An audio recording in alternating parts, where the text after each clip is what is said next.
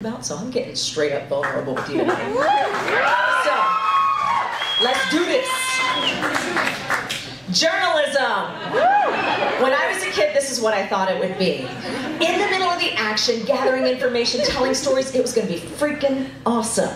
But there's a problem. I'm a woman in the workplace, and my workplace just happens to have a ton of freaking cameras everywhere.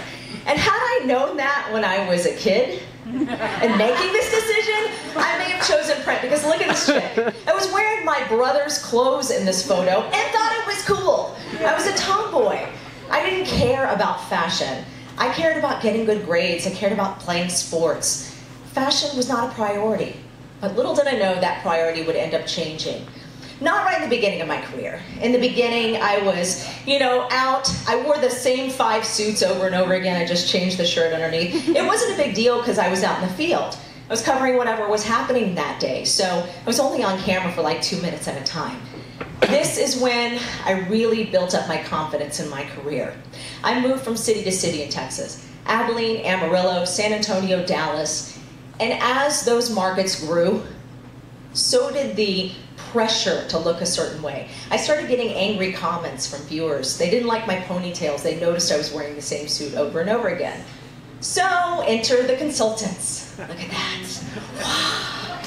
There's one for makeup, one for clothing, one for hair. She said my hair should be honey, which I agreed with, right? They were the professionals. I listened to what they said. Looked pretty good, right? Well, guess what happened next? I started getting more opportunities. I got to anchor. That's a huge step up. That also meant more attention. More attention from viewers, more attention from managers. I thought, this is what I wanted, right? This is the way to move forward in your career.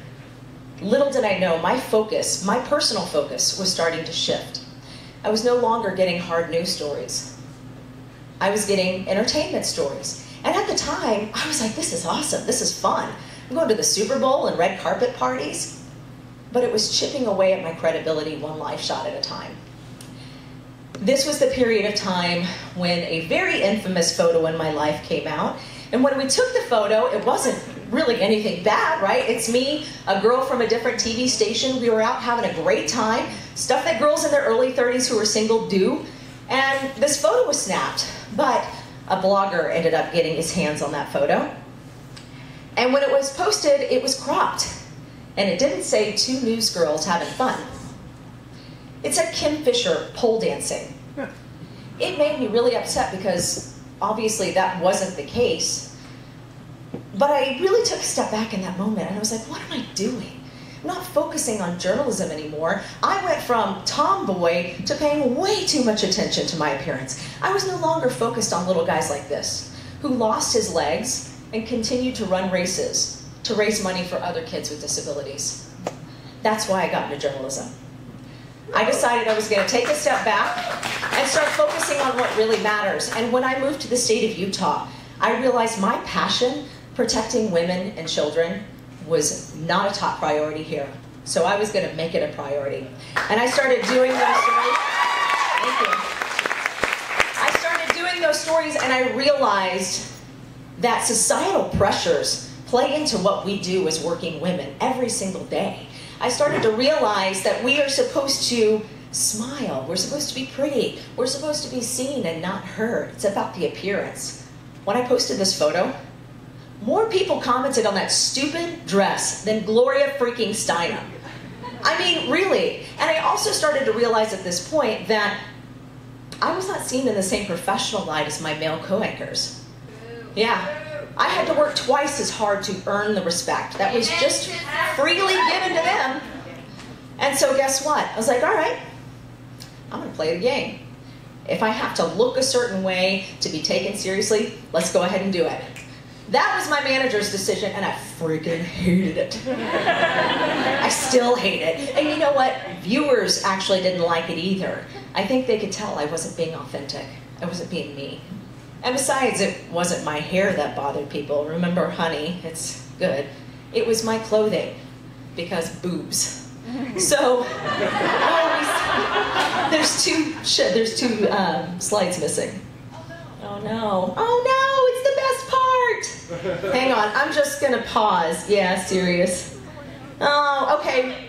We'll go back to that last one. So basically, oh, here it is. Nope, we're good. This is it. So I wear this dress one day, and my boss comes to me and he says, Kim, great news. Not a single negative viewer comment on your outfit today. That's a great dress. I was like, oh yeah? Okay. Boom! I bought that mofo in every single color, and you know what I did?